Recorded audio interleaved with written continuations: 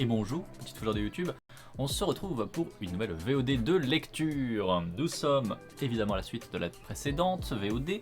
Alors il s'est passé juste une petite pause, le temps de manger, prendre mes cachets, tout ça. Mais ça y est, nous sommes de retour et on va pouvoir continuer.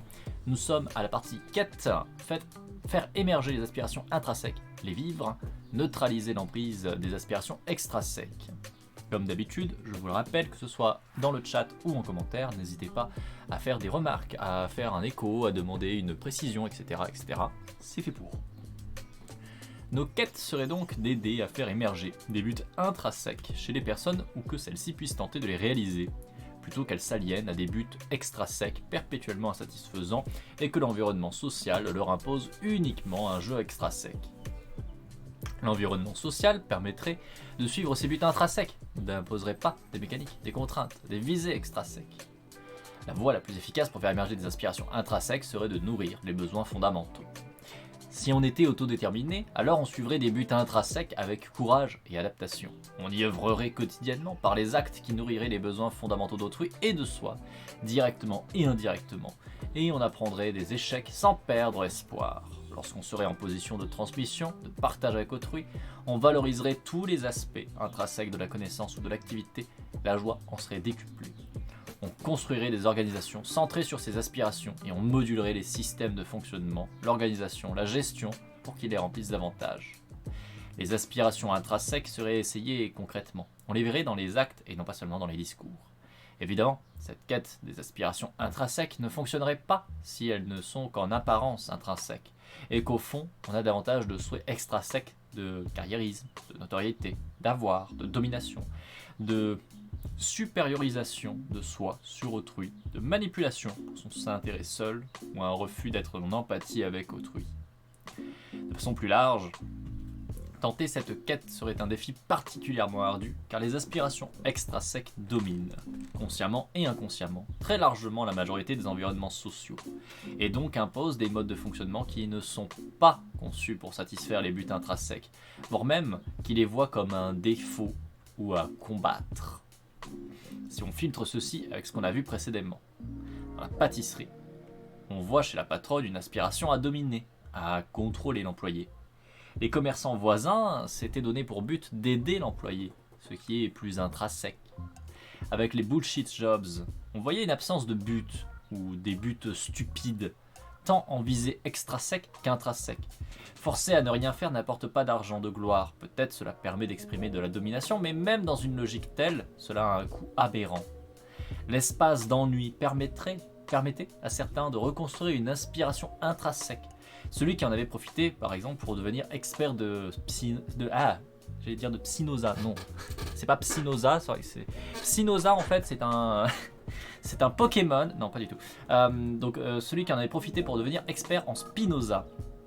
Mais l'environnement était souvent tellement insensé, sans raison d'être, que la voie d'émancipation était d'abandonner ce job vers quelque chose ayant un but et une logique. Au McDonald's, les buts étaient explicitement extrinsèques, profit, montée en hiérarchie. À HP également, les buts étaient explicitement extrinsèques. Chez les incels, les buts étaient extrinsèques, il s'agissait d'avoir une copine dont le rôle était d'être une sorte de subordonné exploité sexuellement ou pour des services. Il y avait un ressentiment à ne pas être le dominateur, mais non assumé comme tel, puisqu'il y avait aussi le discours pseudo-intrinséquisant, la relation comme agréable, conjointement à des discours de haine envers les femmes. Ouais, ça c'est vrai qu'il y a un espèce de paradoxe entre ce qu'ils disent et du coup de fait ce qu'ils font et ce qu'ils promeuvent. Ce côté effectivement très... mais la femme serait heureuse avec nous. Regardez, la femme est malheureuse parce qu'elle se met toujours avec les mauvais garçons, patati patata. Nous, on est les bons gars. Nous, on mériterait d'avoir des copines. On mériterait d'être avec des meufs. Donc il faudrait qu'on ait des meufs parce qu'elles seraient heureuses aussi avec nous. Mais les meufs, c'est là pour faire des bébés. C'est là pour être la femme de ménage. C'est là pour faire l'amour. Et puis c'est tout, en fait. T'as vraiment tout ce côté très paradoxal où ils imaginent, mais je pense qu'il y a aussi cette construction de... Ils connaissent pas les femmes. Profondément, ils ne connaissent pas les femmes. Non seulement ils ont de la haine pour elles, mais ils ne les connaissent pas, ils ne les comprennent pas. Et du coup, il y a aussi ce côté très... ils leur imaginent, je pense, un plaisir à avoir ces tâches-là et dans ce rôle-là, etc. Mais parce qu'ils pensent, à mon avis, que elle fonctionne comme ça, alors que pas du tout, enfin 10 milieux de ça. Non pas qu'on ne puisse pas prendre plaisir par exemple à s'occuper de sa maison ou quoi que ce soit, hein, c'est pas le propos, mais c'est que vraiment ils ont une manière de essentialiser les femmes sur des valeurs qui n'ont aucun sens, enfin qui leur sont très, on va dire, personnelles aux incels. Ils les voient comme essentialisés là-dessus, alors que ça n'a aucun sens. Enfin vraiment, j'ai la chanson de John Lajoie en tête à présent où il parodie un incel. Je connais pas John Lajoie et je ne connais pas du tout la chanson du coup. En même temps, si je connais pas le chanteur, notez bien que peu de chance que je connaisse aussi la chanson. Mais du coup, c'est vrai qu'il y a quand même ce discours un petit peu, on va dire, paradoxal. Un petit peu, parce que c'est pas vraiment paradoxal, puisqu'on voit bien en fait dans leur discours que c'est complètement incomplet et à l'ouest, mais bon, bref. Dans la police, on a vu que beaucoup arrivaient avec des buts intrinsèques, régler des problèmes graves, mais que ceux-ci étaient détruits par ce qui leur était demandé au quotidien, à visée extrinsèque. Pardon. Mais on a vu que donc tout ceci était détruit parce qu'il leur était demandé au quotidien, qui était à visée extrinsèque, comme faire du chiffre, faire des PV, exploiter les problèmes, etc. D'autres extrinséquiser encore plus le métier, les cas de corruption, création de conflits pour avoir plus d'argent, volonté de détruire des groupes de personnes, notamment pour les profils de RWA et SDO. Certains perdaient tout but à leur métier et tombaient en amotivation totale, le refus de prendre des plaintes par exemple. Lorsqu'un but intrinsèque était accompli, par exemple la grand-mère qui retrouve l'enfant, il y a une émotion intense qui leur est difficile à gérer, tellement c'est rare. Peut-être aussi tellement il y a un contraste avec un quotidien qui n'offre que peu d'occasions d'accomplir un but et d'en avoir les conséquences heureuses. La structure est intrinsèquisante, on les verra dans ce chapitre, c'est dû à une politique distale du New Public Management qui ne concerne pas que cette institution. Why not? À voir. Je pense que j'oublierai et que je ne chercherai pas, je t'avoue. Mais pourquoi pas? La justice restauratrice, la justice transformatrice avait des buts totalement intrinsèques de résolution de problèmes, d'empuissantement, de responsabilisation. Structurellement, dans les principes, dans les actions, dans les formes, tout visait à l'intrinsèque. Même si on a vu qu'il y avait un certain nombre de difficultés du fait que ce sont des contextes qui évoluent dans d'autres contextes, comme dans le cas de la justice restauratrice avec la police, etc., qui du coup posent des difficultés, mais effectivement, en soi, il y a une volonté à l'intrinsèque. Désobéissance altruiste, sauvetage, lancement d'alerte. Ces formes de désobéissance visent toujours l'intrinsèque, étant donné les risques qu'elles comportent. Il y a même là comme une sorte d'abandon radical de toute visée extrinsèque, car cela demande de prendre le risque de perdre son emploi, sa réputation, ses avoirs, sa tranquillité. On peut notamment penser à des lanceurs d'alerte qui, on avait vu donc beaucoup plus tôt dans le livre, avaient perdu littéralement leur citoyenneté, avaient dû fuir dans d'autres pays, en plus de perdre effectivement leur travail, de perdre éventuellement leurs biens, etc. Voire même avaient perdu leur famille, dans le sens où leur famille ne pouvait pas venir vivre avec eux, et eux devaient continuer à fuir, poursuivis par notamment les institutions américaines. Je crois que c'était les Américains plus particulièrement, qui essaient de retrouver le lanceur d'alerte et qui essaient de le mettre aux arrêts en fait. Donc effectivement il y a des trucs quand même très très graves. Favi, la visée intrinsèque était simple mais efficace. Être au service du client, celle-ci est devenue pleinement intrinsèque à cause de la structure fortement autonomisante plutôt, et écartant toute motivation extrinsèque, la destruction des postes de contrôle, de la compétition, de la hiérarchie, etc. Alvarez, la structure de l'enseignement était définitivement intrinsèque sans aucune trace de projet extrinsèque. Et bonjour Elastico, j'espère que tu vas bien et que tu te portes bien aussi bien que possible. On est en train de lire En toute puissance, pour ceux qui arriveraient éventuellement. On est sur la fin de En toute puissance, le livre écrit par V6, et on est en train de faire un peu un récap de tout ce qu'on a vu tout au long du livre pour voir un petit peu justement qu'est-ce qui colle là notamment avec les thèmes de vie, donc les motivations intrinsèques, les motivations extrinsèques, ce qui vient de nous-mêmes, ce qui vient de l'extérieur, par rapport à tout ce qu'on a vu comme différents on va dire contextes qu'on a travaillé dans ce livre. On est en train de faire un petit récap et de voir qu'est-ce qui colle pas, qu'est-ce qui va dans un sens, qu'est-ce qui va dans l'autre sens, etc. etc. Quest to Learn, idem, il n'y avait que des visées intrinsèques, il n'y avait aucune trace de projet extrinséquisant. On arrive dans Obstacle, le but, l'environnement extrinséquisé. Les emplois précédemment présentés dans les obstacles, notamment HP, la Caisse d'épargne, McDonald's, le Bullshit Jobs, etc., étaient fondamentalement extrinsèques dans leur fondement, leur structure. Autrement dit, on ne s'attendait pas vraiment, dans une société capitaliste, à avoir ces métiers liés à la vente ou à l'argent d'abord tournés vers l'intrinsèque. Le but était toujours, au fond, d'accumuler de l'argent, et on voyait qu'il y avait des manœuvres différentes pour y parvenir. soit des formes autoritaires, comme saper, contrôler, dominer l'employé, soit pseudo-libres, via une manipulation, une soumission librement consentie, la centration sur des récompenses à l'ego, des pseudo-valeurs, etc. Et parfois les deux combinés. Ces manœuvres pouvaient atteindre des niveaux d'absurdité assez intenses, qui d'ailleurs ne remplissaient ni les buts extrinsèques, ni les buts intrinsèques. Comme les bullshit jobs par exemple, qui ne répondent à rien à aucun niveau. Finalement, cela créait des jobs vides de sens, qui n'avaient aucune raison d'être, ni même d'avoir. Là on revient en fait sur la partie où notamment, c'est l'entreprise qui fait des PC, des imprimantes, oui c'était cette entreprise là, et en fait il y avait des emplois où il y avait je sais plus qui faisait un truc qui vraiment n'avait aucun sens. Son emploi ne servait à rien, et en fait on lui gardait un emploi, mais il ne servait à rien. Et du coup, il avait rien à faire, mais il était payé. Et le mec, du coup, je crois que c'est lui, j'ai un doute, mais je crois que c'est lui, qui avait décidé de mettre ça à profit, et il a commencé en fait à apprendre des choses, à développer. Il a commencé à notamment devenir spécialiste sur Spinoza, si je me trompe pas de témoignage. En fait, comme ça remonte à plusieurs mois en arrière, j'ai un doute. Les bullshit jobs, c'est pas juste des garderies pour gosses de riches. Non, pas toujours. C'est ça le truc, c'est que c'est pas toujours. Ça peut être le cas, complètement. Mais là, on n'est pas vraiment dans du bullshit jobs, parce que là, on est plutôt dans du népotisme, et du coup, on est aussi dans plutôt une... alors, c'est pas vraiment une cage dorée, mais dans l'idée, c'est pas un bullshit jobs dans le sens où il n'est pas subi. C'est ça la différence, en fait. Dans le cas où ce sont des emplois pour gosses de riches, des garderies pour gosses de riches, parce qu'effectivement, ce genre d'emploi, c'est pas forcément subi. Ça peut devenir un bullshit jobs en soi à partir du moment où c'est subi. Le bullshit job, c'est vraiment cette situation où tu te retrouves dans un emploi qui n'a aucun sens, qui ne sert à rien et où tu ne fais rien. Concrètement, là où tu ne produis rien. Là, tu es dans le bullshit job parce que tu le subis. C'était le cas avec notamment le mec de HP qui devenait fou, qui vraiment se disait mais c'est pas possible, je vais me tuer, je n'en peux plus. Et du coup, qui avait fini par trouver une solution en mettant son temps à profit au travail, du coup, où il ne faisait rien, pour du coup, notamment devenir expert en Spinoza ou un truc comme ça. Je sais plus si c'était cet exemple-là exactement, j'ai un doute parce qu'encore une fois, ça fait plusieurs mois qu'on était sur ces passages-là, donc voilà. Mais on est vraiment dans l'idée de ça nous demande, ça nous coûte, on le subit, on ne fait rien, ça ne sert à rien, voilà, c'est inutile, mais tu le subis. Ce qui n'est pas forcément le cas des garderies pour gosses de riches, parce qu'ils ne le subissent pas forcément. En préambule, je dois vous informer que bonjour les tenders, j'espère que tu vas bien. Les bullshit jobs, ça peut demander beaucoup de travail et ça ne sert à rien. J'ai un ami qui adore la sociologie du travail qui m'a dit qu'il y a surtout des tâches bullshit plus que des jobs bullshit. Effectivement. Là-dessus, je suis assez d'accord. Tu peux avoir des fonctionnements en fait qui sont bullshit. Alors ça, notamment, je vous renverrai à la lecture que j'ai déjà fait. J'ai déjà fait une lecture commentée il y a du coup plus d'un an et demi maintenant sur les emplois qu'on appelle les planeurs.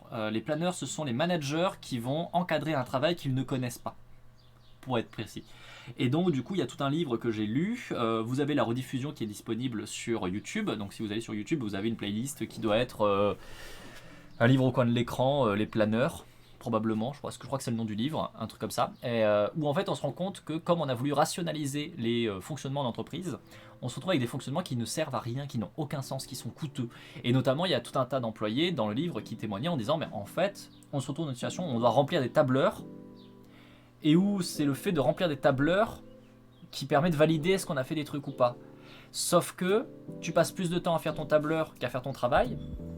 Donc en fait ça baisse l'activité, ça baisse le rendement de l'activité, tu es moins efficace parce que tu passes plus de temps à faire tes tableurs. Et surtout tes tableurs ne permettent pas du tout de mesurer ce que tu fais, puisque les tableurs mesurent surtout les tableurs en fait, et pas la tâche. Donc en fait on se retrouve vraiment avec des tâches qui n'ont aucun sens, qui ne servent à rien, qui sont très coûteuses en plus, c'est ça le pire, très coûteuses en termes de temps, très coûteuses en termes de logiciels, très coûteuses en termes de formation des personnes pour pouvoir répondre à ces besoins de logiciels, etc. Enfin bref, c'est coûteux à tous les niveaux, et fondamentalement ça ne sert à rien. Ça ne sert à rien, c'est inutile.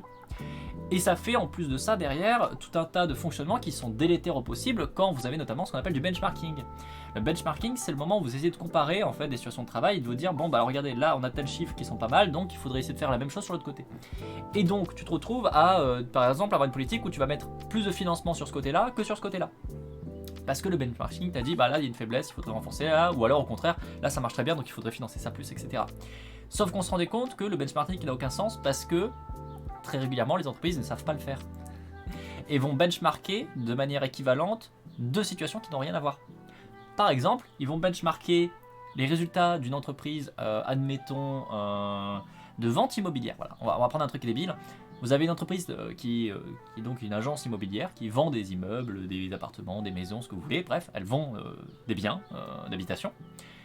Et vous avez un benchmarking qui va dire, bah en fait on met au même niveau l'agence qui se trouve en plein milieu de Paris et l'agence qui se trouve au fin fond de la Creuse.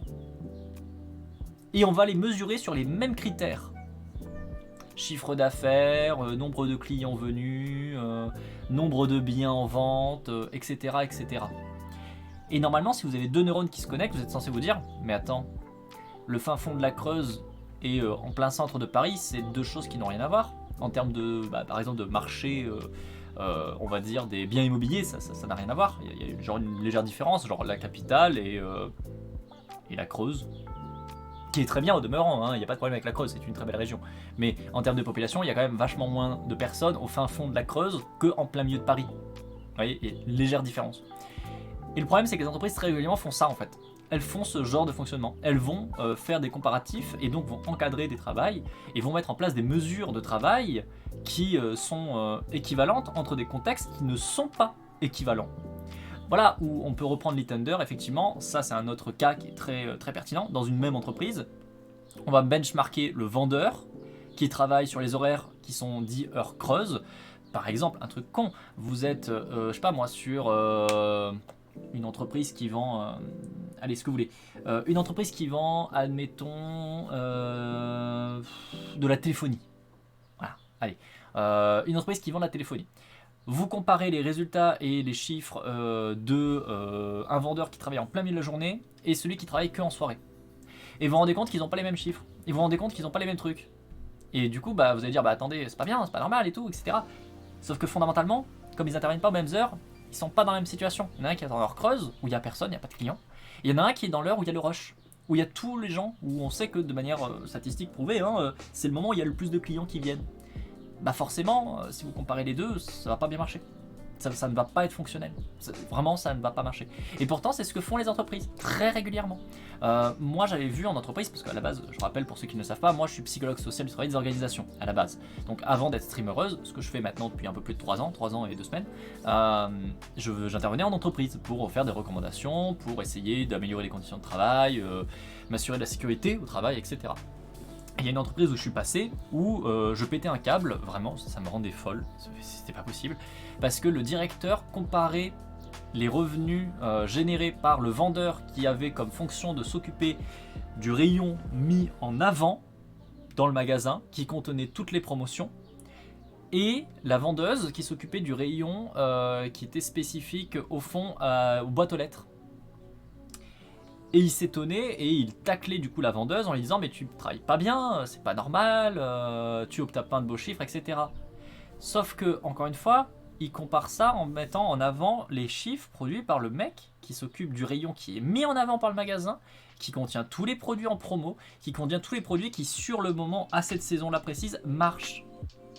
Et il le compare avec ce que fait une vendeuse qui travaille sur un rayon qui ne change pas, qui n'est pas mis en avant, sur un truc très spécifique, en l'occurrence tout ce qui était les boîtes aux lettres, etc. Bonjour, je suis François Billy Martingale et je pratique la statistique en... Ça ne marche pas. Et donc après, on vient demander à faire tout un tas de tâches, qui sont des tâches bullshit, parce que c'est un peu ça l'idée de... amateur. Ah, l'alerte avait demi-planté, j'ai pas fait gaffe. Et donc du coup, on va comparer et on va demander du coup d'avoir des tâches, des trucs, pour essayer de remettre un peu de dynamisme, ceci, cela, qui n'ont aucun sens. Qui n'ont aucun sens. Ça ne peut pas marcher. Donc effectivement, on n'est pas dans des bullshit jobs, on est très régulièrement dans des tâches qui sont bullshit. On est très régulièrement dans des fonctionnements qui sont débiles, qui ne marchent pas. C'est moi, bonjour Glycine, j'espère que tu vas bien. C'est dingue comme les patrons et les cadres sont complètement cons parce qu'aucune expérience de terrain. C'est même pas qu'aucune expérience de terrain, il y a de ça aussi, mais vous pouvez avoir des patrons qui ont de l'expérience de terrain. Parce que là, si je reprends ce cas-là que moi j'ai vu en entreprise, le patron est à la base quelqu'un qui a gravi tous les échelons dans l'entreprise. À la base, c'est un gros groupe. Lui, il est devenu en fait le patron sur cette entreprise-là parce qu'il a ouvert le magasin, parce qu'il est monté en fait. À la base, il était simple vendeur dans le magasin. Puis il est devenu gestionnaire de rayon. Ensuite, il est devenu cadre, chef de secteur. Ensuite, il est devenu du coup gérant de magasin. En fait, à chaque fois, il est monté dans les échelons. Et le truc, c'est que là, en fait, le magasin qu'il gère, c'est le magasin que lui a ouvert en tant que franchise du gros groupe. Donc, en soi, il est passé par les étapes. Il connaît le terrain. Le truc, c'est que, à un moment donné, vous avez surtout un conditionnement, un prisme idéologique qui vous met dans une certaine manière de voir. Qui fait que quand vous n'êtes plus dans ce contexte-là, le contexte du terrain, vous ne voyez plus les mêmes choses. C'est ce qu'on appelle notamment, alors je vais utiliser un terme qui n'est pas forcément adapté, mais c'est ce qu'on appelle un peu les transfuges de classe. À un moment donné, si vous êtes dans une certaine classe, si vous êtes dans un certain emploi, vous avez les codes de ces emplois-là, vous avez l'expérience de ces emplois-là. Si vous passez dans autre chose, notamment là, si vous montez en grade, vous passez dans d'autres conditions, dans d'autres contextes, avec d'autres idéaux, valeurs qui sont mis en avant, qui vous formatent, et le truc c'est que du coup, vous perdez cette expérience de terrain, que pourtant vous avez, hein, il est toujours quelqu'un qui est passé pendant des années par la vente directe, il le sait, mais il ne le vit plus aujourd'hui, et il est surtout dans un contexte où on lui dit que ça n'a pas de valeur, que en fait maintenant tu es toujours plus. Il y a aussi beaucoup cet élément là qui est très mis en avant dans les milieux notamment du patronat, etc. C'est que on est évidemment plus quand on est patron. Rendez-vous compte à quel point les travailleurs sont cons. Avant, tu n'étais qu'un simple travailleur, mais justement, regarde, toi, tu n'es plus travailleur parce qu'aujourd'hui, tu es patron. Et c'est bien parce que justement, tu n'étais pas le commun des mortels qu'aujourd'hui, tu es patron. Tu le mérites un petit peu, tu vois. Il y a tout aussi cette notion de la méritocratie qui est toujours complètement pétée au sol, hein, qui essaie de faire passer ça et qui, du coup, va te mettre aussi cette vision que les travailleuses qui étaient auparavant tes collègues, qui étaient au même niveau que toi, aujourd'hui ne sont plus tes collègues. Aujourd'hui, ils sont tes sous-fifres. Ils sont tes sous-fifres et surtout, ils restent tes sous-fifres parce qu'ils sont cons. C'est eux qui sont pas compétents, c'est eux qui ne comprennent pas. Et toi, si tu gardes cette même manière de voir le monde qu'à l'époque où tu étais simple vendeur, alors, tu n'es pas bon.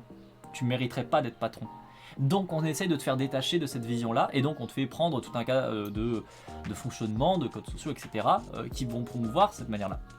Et après, on a aussi les promotions jusqu'à la limite d'incompétence. Alors pour ceux qui ne connaissent pas, c'est une théorie qui consiste à dire que vous allez monter en grade jusqu'au moment où vous ne serez en fait plus bon. Et que vous allez rester stagné dans une position où vous êtes de fait inefficace, où vous êtes incompétent. C'est pour ça que vous ne montez plus. Mais c'est à prendre avec des pincettes. C'est à prendre avec des pincettes pour plein de raisons différentes. Déjà parce que, premier point très important, la méritocratie est fausse. Voilà. Donc, si vous partez du principe que on va monter en promotion parce qu'on est compétent, jusqu'au moment où on ne pourra plus monter en promotion parce qu'on n'est pas compétent, ça sous-entend que la méritocratie marche. Au moins en partie. Ça sous-entend qu'en fait tu vas monter en niveau parce que tu le mérites. C'est faux. Factuellement déjà c'est faux. Donc en fait cette théorie elle est déjà très limite à cause de ça. On se rend compte que surtout tu as des situations de népotisme. Surtout tu as plus que les promotions jusqu'à la limite d'incompétence, tu as le placement de personnes qui sont incompétentes à différents niveaux, pour différentes raisons, que ce soit du népotisme, que ce soit des avantages par rapport à des personnes discriminées, bref, tout un tas de raisons qui peuvent se cumuler. Mais en fait, tu ne vas pas monter en niveau, tu ne vas pas vraiment avoir de promotion parce que tu es compétent. Donc en fait, si tu ne peux pas monter en niveau parce que tu es compétent, tu ne peux pas être monté en promotion jusqu'au moment où tu n'es plus compétent. Parce qu'encore une fois, ça ferait un présupposer que la méritocratie marche en partie. Ce qui n'est même pas le cas. Malheureusement, ce n'est même pas le cas. Donc c'est très discutable en fait comme théorie. À un stade, on ne dit plus cumuler mais collectionner. Oui, on les fait. Bref, j'ai vu ça pour les caissières du supermarché, entre une caissière qui bossait le lundi matin et une qui bossait le samedi après-midi. Bah oui, et bien sûr, t'as pas du tout les mêmes chiffres. Ce qui est logique. Mais enfin bref, je reprends la lecture. Parfois, les gens marchaient dans ces buts extrinsèques. Parfois, ils croyaient y avoir une raison d'être, donc quelque chose de plus intrinsèque, y compris dans les contradictions de ces environnements. Par exemple, HP, ou l'exemple de Weber à McDonald's pendant un moment.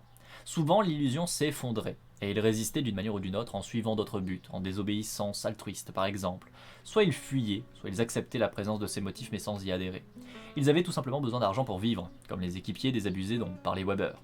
Cependant, ces entreprises auraient pu avoir des buts intrinsèques. Il leur aurait juste suffi de se centrer sur le fait d'offrir un service, de produits de qualité, d'une façon respectueuse des clients, des employés, de la société, de trouver des indicateurs autres que le profit, la notoriété, la croissance, pour mesurer l'atteinte de ses objectifs, et d'avoir une organisation qui y colle sincèrement. C'est ce qu'on a vu avec Favi, par exemple, dont l'objectif est modeste, simple, mais honnêtement intrinsèque. Le but est de bien servir le client avec de bons produits. Et pour cela, l'ouvrier est considéré en premier plan, car c'est lui qui y œuvre, et donc qui sait au mieux. Ainsi, il s'agit de laisser décider, d'avoir les informations nécessaires pour décider, d'avoir le pouvoir. Les indicateurs extrinsèques, comme l'argent, la croissance, la productivité, etc., ne sont ici que perçus comme des conséquences, tout à la fois internes à l'environnement comme externes, mais ce ne sont plus des buts. Je l'avais jamais vu sous cet angle, très intéressant. Bah, c'est peut-être pour ça que du coup je suis psychologue social du travail. C'est peut-être parce que du coup j'ai travaillé toutes ces notions-là pendant des années. Voilà, je pense qu'il y a peut-être un lien, c'est vrai, c'est possible. C'est possible, c'est possible, c'est potentiellement.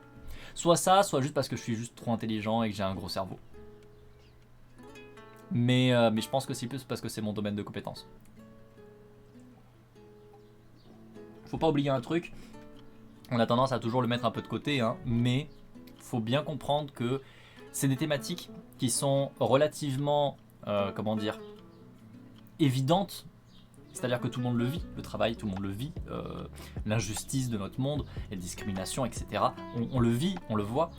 Pour autant, on n'y accorde pas du temps de réflexion, de travail, des études, etc., etc. Parce que vous n'avez pas le temps. Ce qui est normal, en fait. On est chacun bon à quelque chose et on n'est pas bon à plein d'autres choses. Et on n'est pas mauvais parce que on est mauvais parce qu'on n'a pas le temps d'y accorder du temps, tout simplement. Moi, j'ai passé une décennie à travailler ces questions-là.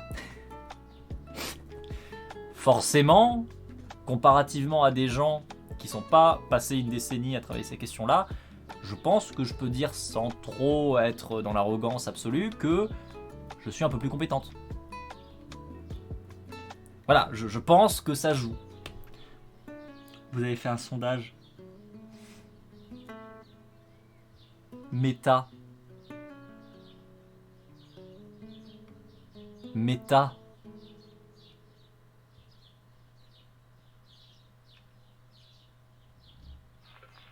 Pourquoi moi? Parce que je vois sondage, comment ILC, expérience, travail, gros cerveau de Résu, d'ailleurs vous êtes 8 à voter gros cerveau de Résu, niquez-vous, et je vois créé par Metallicorn.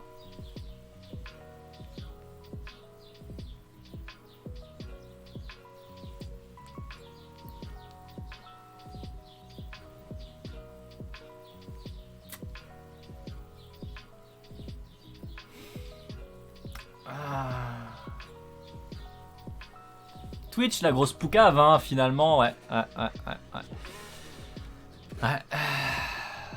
J'aime bien parce qu'en plus, je passe tout un moment à vous dire que c'est potentiellement surtout parce que j'ai l'expérience de travail dessus. Et vous mettez en plus 11 personnes qui votent gros cerveau de Résu. J'avoue que je viens de revenir, j'ai pas trop suivi, donc dans le doute, j'ai trollé, mais c'est pas personnel, hein.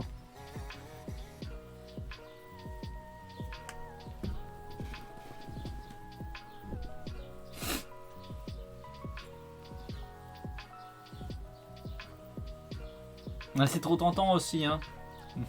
Mais non, le sondage est pas personnel, t'inquiète. Attendez, normalement j'ai une alerte pour ça. Alors déjà il y a ça là. Vous là, le chat. Oui, aussi. Je vous juge, hein. Mais je pensais plutôt à ça, moi. Merde! Mais c'est valide aussi le chat qui est jugé. Voilà. Ouais. Le mérite n'existe pas, mais s'il existait, on aurait le chat qu'on mérite. 15 qui ont voté gros cerveau de Résu et 2 qui ont voté expérience travail. Bah dis donc. Eh ben dis donc, c'est du beau, hein. Je peux te dire un truc? Non. C'est du beau, hein. C'est du beau. Ah là là là là. 2 personnes qui se font revoir. Mais il suffit, ça le suffit. Non mais. Ah là là là là. Je me suis peut-être éventuellement trompé de raccourci. Finalement, je vous juge un petit peu. Je débarque avec mon gros cerveau, je vote comme la majorité. Ah là là là là. Bon, j'espère que vous allez bien du coup tous les gens qui arrivent. J'ai vu pas mal de bonjours, donc bonjour Phantos, bonjour Meta, bonjour Mash, Rolilith, tout ça. J'espère que vous allez bien, que vous portez bien, on est en train de lire et je vois que, bon voilà. Si la majorité le choisit, c'est forcément juste.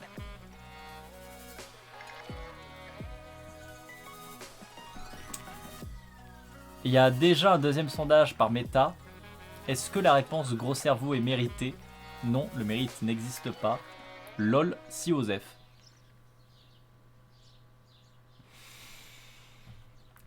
Ah là là là là. J'ai perdu mon casque. Oh non, ça c'est triste. C'est rafraîchissant parfois de bully quelqu'un d'autre que Barbara. Ouais, je me doute. Je me doute. Ah là là. Ah là là là là. Ah là là. Bon, j'espère que tu vas bien, Meta. J'espère que tu as mérité ton salaire ce matin, que tu as bien travaillé. Pour le grand capital, avec une motivation intrinsèque de générer de l'argent, bien sûr. C'est pas du tout ce qu'on dit depuis tout à l'heure, au contraire. Hein. Je tiens à préciser. Voilà. Ce matin, oui. Finalement, les Flyers, ça lui a pas suffi à Meta. Non, bah non. Mais Meta, elle est pas à Paris, donc elle a pas pu avoir le Flyers. Donc c'est pour ça. Non, bah non, voilà. On n'est pas modo ici, donc on peut bully la preuve. Je vais finir par vous mettre modo, vous allez rien comprendre, juste pour vous empêcher de bully. Ça vise le 50-50 sur le deuxième vote. Ah oui, il y a 7 votes, non, le mérite n'existe pas, et 5 votes, si Osef. Anarashi, c'est quoi l'anarashi? C'est un peu anar, mais pas trop, avec des arachides, avec des arachides, voilà, c'est... Pourquoi pas? Pourquoi pas. Je reprends la lecture quand même, je me refocus. Focus, ficus, n'est-ce pas? Donc, les environnements pseudo-libres et autoritaires ne font pas cela parce qu'ils veulent atteindre le profit en contrôlant d'une manière ou d'une autre les salariés, que ce soit un versant ouvertement autoritaire ou manipulatoire. Les raisons sont diverses, on a vu qu'il peut y avoir des croyances que l'humain est mauvais, que le chef doit être autoritaire, une version plus RWA, ou que la vie est une compétition, une hiérarchie sociale et que les humains en conséquence seraient motivés par des postes au statut ronflant, permettant ainsi de dominer et d'avoir de la gloire, une version plus SDO. Oui, on est sur la fin. On est sur la fin de la lecture, effectivement. Ma motivation intrinsèque me dit d'y aller pour manger et faire un test marketing pour gagner un ticket KDO. C'est pas vraiment de la motivation intrinsèque, ok, mais je vais manger des trucs. Du coup, je vous laisse et je sais pas si je repasse, mais bonne journée à tous. Et surtout, n'oubliez jamais, point. Du coup.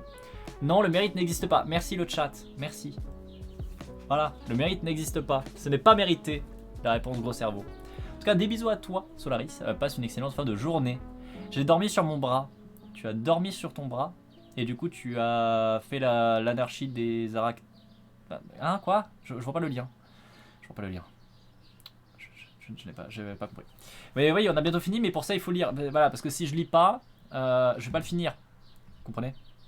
Ça poserait problème quand même alors qu'on est à la fin. On est à la fin. Après, je sais qu'il y a des gens qui aiment beaucoup lire, n'est-ce pas, Meta? T'en es où de ton livre d'ailleurs? C'est la combienième scène de cul d'ailleurs dans ton livre? pour savoir, non mais parce que bon, apparemment il y a une scène de cul toutes les 3 pages. T'as lu que 10 pages aujourd'hui? Tu vas me dire, aujourd'hui on a commencé à lire, on était page 64, nous sommes page 75, ça fait 11 pages. C'est bon, on a lu autant que toi, on est bien, c'est valide, c'est valide, c'est valide. Je refocus. Je dis pas ça pour faire perdre du temps, mais tu sais, le gymnaste dont je parlais ce matin, à la base, il parlait d'Asimov. Le gymnaste dont tu me parlais ce matin? Attends, non, quoi? Attends, quoi?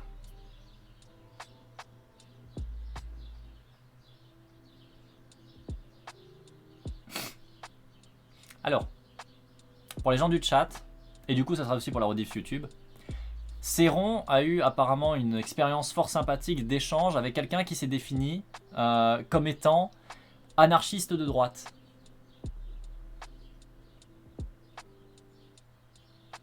Je pense que ça suffit déjà. Enfin voilà.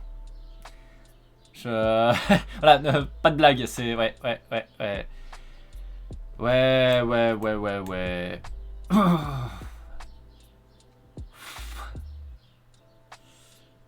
Voilà, fin de la blague. Je pense qu'on va pas répondre plus que ça. J'ai vu qu'il y avait des échanges, mais voilà. J'ai déjà rencontré quelqu'un comme ça, c'est terrifiant, hein. Ouais, ça fait peur, hein. Ça fait peur. Et apparemment, Céron a essayé de lui montrer quand même qu'à un moment donné, il y a des trucs qui vont pas ensemble. Genre être anarchiste, et du coup, valider le modèle économique capitaliste qui est tout sauf anarchiste, et la bourgeoisie, et les idées de droite, et tout ça. Et la personne ne fait rien à foutre. Et donc, apparemment, il parle d'Asimov pour dire quoi au juste? Alors ceci dit, s'il utilise la série Asimov, la série Fondation, qui est très mal faite, qui a absolument pas compris de quoi parlait Asimov, de manière assez évidente, ok. S'il parle des livres, qu'il ferme sa gueule et qu'il aille relire les livres. Vraiment. Le principe des livres d'Asimov, c'est quand même, littéralement, on a tout prévu pour qu'il se passe ça. Bah merde, c'est pas ça qui se passe. Ah merde. Alors c'est-à-dire qu'en fait, on a vraiment tout prévu pour que ça aille dans ce sens-là. Mais le monde, il va dans ce sens-là. Bah du coup, on fait quoi? On s'adapte? Ah bah on s'adapte. Bon bah on s'adapte, on va là-dessus, on s'adapte. Ce qui est globalement tout sauf une idée de droite. Parce que l'idée de droite consiste à dire, moi je dis que le monde doit aller par là, donc si le monde va par là-bas, et ben non, je vais le taper jusqu'à qu'il rate par là. Et ça ne marche pas. Toujours pas. Non. Tout l'intérêt des livres d'Asimov, c'est quand même de dire systématiquement, il n'y a pas d'élu. Il n'y a pas d'être divin suprême magnifique qui arrive et qui fait tout parce qu'il est l'être divin. Non, non.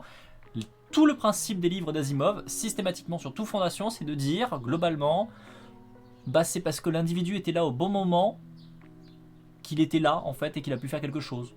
Parce qu'il était là au bon moment, par hasard. Ça aurait pu être n'importe qui. Là, ça a été lui, mais n'importe qui aurait été là, à se mettre au même endroit, cette même situation, au même moment, aurait pu influencer de plein de manières différentes. Là, c'est juste que bah, lui était là au bon moment, et que bah voilà, c'est lui, point, mais par hasard. Et la série, du coup, télévisée n'a rien compris. La série télévisée est incroyablement débile, parce que la série télévisée arrive à vous placer une des phrases du texte d'Asimov, qui est littéralement un truc du genre oui, mais en fait, l'individu n'est pas important. Ce qui est important, c'est le déroulé d'action, le déroulé du contexte, et il faudra toujours qu'il y ait quelqu'un qui soit là au bon moment pour incliner dans le bon sens, mais c'est un hasard. Et juste derrière, dans la même phrase, dire moi, je suis la personne élue. En fait, Jean-Michel, le grand scientifique, savait que c'était moi entre tous qui allait arriver. Et il a tout prévu et tout jalonné pour que moi, précisément, moi l'élu, je puisse faire ça. Et t'es en mode, bah non. Le début de ta phrase, c'est bien, il n'y a pas d'élu. C'est personne n'est prévu. Genre, enfin, arriver à aussi peu comprendre Asimov, c'est incroyable. Incroyable. Je crois qu'il part sur le transhumanisme. Oula. J'ai juste essayé de lui faire dire que les fachos c'était des fachos et ça c'était dur.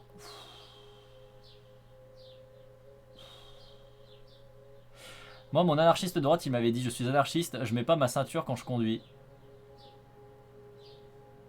Quoi?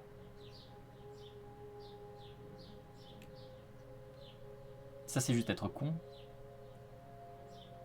Enfin, bref. J'ai discuté ce matin avec un type qui faisait la manche dans le métro. Il a commencé par me parler du fait qu'on refusait la hache aux gens et que c'était dégueulasse. Puis il a essayé de me faire croire que Macron était aux ordres de l'Europe et ne toucherait pas de retraite lui non plus. Puis il m'a parlé du problème de la religion et Quoi? Quoi? Quoi? Je vais me centrer sur la lecture. Et du coup, moi je veux une information. Meta, c'est quoi le projet spoil que tu dois pas spoil, que t'as dit dans le chat? C'est quoi le truc que t'as travaillé et que tu veux pas spoiler? Tu peux me répondre par Messenger, je veux tout savoir, pitié. Regarde, j'ai un sourire mignon. Allez, on fera une radio libre, vos pires libertariens. Oh non. Oh non. Oh non, venez, on fait pas ça. Hein. Ça a pas l'air bien. Hein. Dans la tête des gens, souvent anarchie égale libertarianisme. Ah mais oui, mais non. Non. Enfin oui, hein, je suis d'accord avec toi, Fantos. Hein, mais non. Faut arrêter. Ça me fait péter un câble, moi. Ça me fait tellement péter un câble. Oh là là. Oh là là. Oh là là. Oh là là.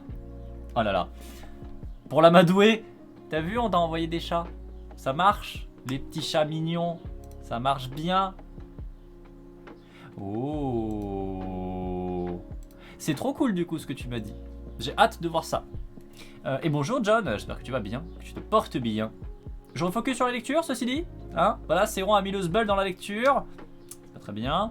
On va se recentrer un tout petit peu. Hop, nous en étions donc. Les environnements pseudo-libres et autoritaires donc ne font pas ça parce que ils kiffent faire ça, non.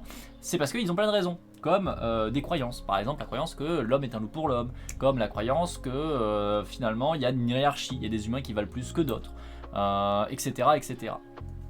Et donc forcément, je vous le répète, hein, ce sont des croyances. C'est-à-dire que c'est pas vrai. C'est une très belle idée, non en plus c'est moche, c'est une idée dégueulasse, mais c'est juste une idée qui est partagée parce que ce sont des dominants qui du coup mettent en place ce système-là. Et que du coup, bah, ça a leur avantage en fait d'avoir ce genre de croyances. Voilà, voilà. Bah ça alors, les libertariens seraient des croyants? Non. Vous voulez savoir vous voulez une petite blague? Une petite blague du matin? Enfin du matin, il est 13h, 14h, il est 14h. Repensez à tous ces gens qui nous disaient les NFT c'est l'avenir. Et repensez à l'état des NFT aujourd'hui. Moi ça me refile toujours le sourire. C'était prévisible, hein, on est d'accord, hein. Mais j'avoue que ce petit... Voilà. Voilà. Ah là là. Ah là là. C'est quand même toujours très drôle. C'est quand même toujours très drôle. Bref, les croyances SDO déforment les pans de la connaissance. On a employé le terme extrinsèquisation pour décrire comme un contenu qui ne visait pas à une meilleure compétitivité, par exemple la pleine conscience, l'était néanmoins car déformé pour le rendre SDO compatible. La pleine conscience devenait alors un moyen de faire plus de ventes. Ce qui est complètement, encore une fois, détourné le but du truc. L'extrinsèquisation, c'est aussi une organisation qui n'avait pas pour raison d'être des buts extrinsèques, par exemple la police, et qui s'est transformée jusqu'à ce qu'elle devienne comme un McDonald's, avec une forte politique du chiffre, où l'on compare la productivité, où les objectifs sont de remplir tel ou tel chiffre, d'évaluer la réussite selon ces chiffres. Chez les policiers, cette structuration extrinsèque déformait leur métier, détournait de la vraie résolution de problèmes graves, pour davantage se tourner vers ceux qui faisaient du chiffre immédiat. Mieux valait être 10 micro-délinquants, qui avaient du cannabis sur eux, plutôt qu'un individu dangereux ayant lourdement violenté un autre, ou même, je dirais, une autre. Mieux valait exploiter la mauvaise conception d'un rond-point pour enchaîner des PV, plutôt que de faire en sorte que ce rond-point soit mieux conçu. Et c'était ça, la réussite dans le modèle extrinsèque. Extrasec. Le chiffre, les performances, y compris lorsqu'elles sont insensées. Oui. Faut avouer que c'était un poil voyant comme arnaque la NFT. Je voyais trop les escrocs se dire ça peut pas passer, vous êtes cons, les pigeons vont pas vendre un truc aussi gros. Ah mais je pense qu'il y a vraiment des gens qui y croient, qui en croient fort, mais c'est assez impressionnant cette capacité qu'ils ont à se dire vas-y chaud patate, c'est ça. Et sur plein de trucs, c'est vraiment très fort. Il y a quand même une capacité, on va dire, en termes de croyance que je trouve assez impressionnante. Inutile, mal dirigée, pourrie, mais impressionnante. Réussir à vraiment se mettre dans cette vision-là, j'avoue que ça m'impressionne. Ça m'impressionne assez. On pourrait se dire que peut-être la nature des métiers cités, quelle que soit leur forme, n'est pas très apte à se coller à des buts intrinsèques. C'est pourquoi il y a un glissement si rapide dans ce jeu extra-sec. Comme si au fond de la nature, même du métier, n'était pas motivante, et donc on y a rajouté un jeu compétitif, une grille chiffrée qui puisse être jouée pour elle-même, comme on rajoute des scores à Tetris pour lui donner un but. Je suis pas vraiment d'accord avec cette affirmation parce qu'on voit que naturellement, les gens, quand ils peuvent choisir, vont vers un métier selon des aspirations intrinsèques, qu'ils imaginent possible d'y accomplir.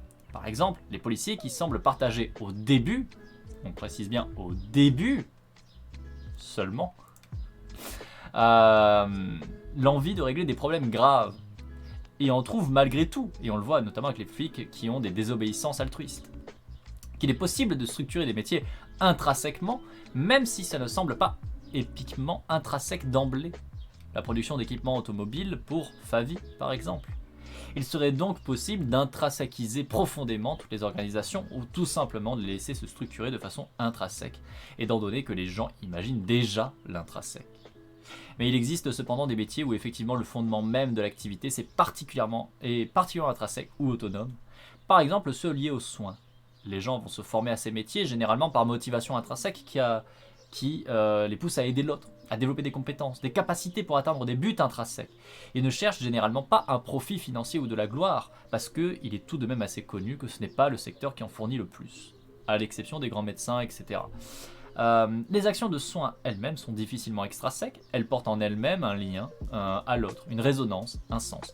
Là je suis pas forcément d'accord dans le sens où on sait que typiquement les médecins, médecins généralistes, sont clairement du côté supérieur en termes de revenus.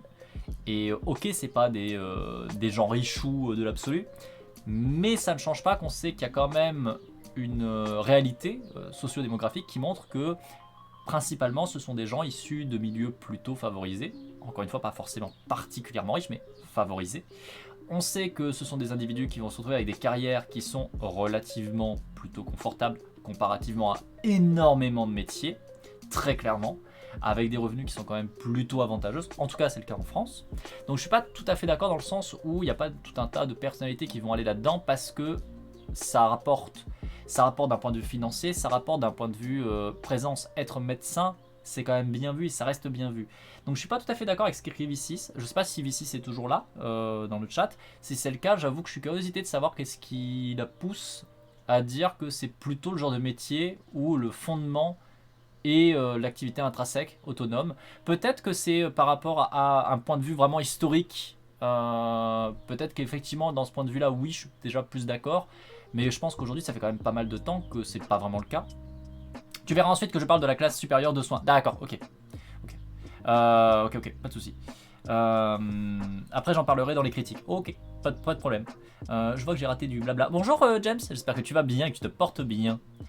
Faut croire qu'il n'y a pas tant de gens que ça qui utilisent le clic droit enregistrer sous. Par rapport à qui, que quoi, que quand. Je sais pas de quoi tu parles, c'est bon. Il se rue sur tous les poncifs des capitalistes remis à la sauce 2.0, l'or comme valeur refuge, comme contre les états, la guerre, l'art, etc.